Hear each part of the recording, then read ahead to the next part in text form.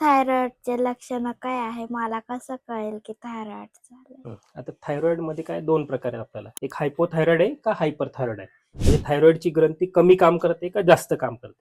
समजा हायपोथायरॉइड आहे, त्याच्यात ग्रंथी कमी काम करते, त्यामुळे हार्मोन्सच्या लेवल कमी आहेत.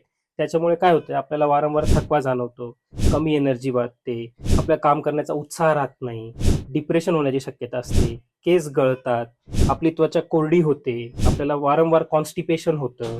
प्लस त्याच्यामध्ये आपली जे मानसिक पाळी आहे ती वेळेवर येत नाही किंवा जास्त रक्तस्राव होतो. अशा सगळ्या प्रॉब्लेम्स होऊ शकतात. आणि जर हायपर थायरॉइड आहे, हायपर थायरॉइड मध्ये काय होते की ग्रंथी जास्त काम करते, त्यामुळे मेटाबॉलिझम फास्ट आहे.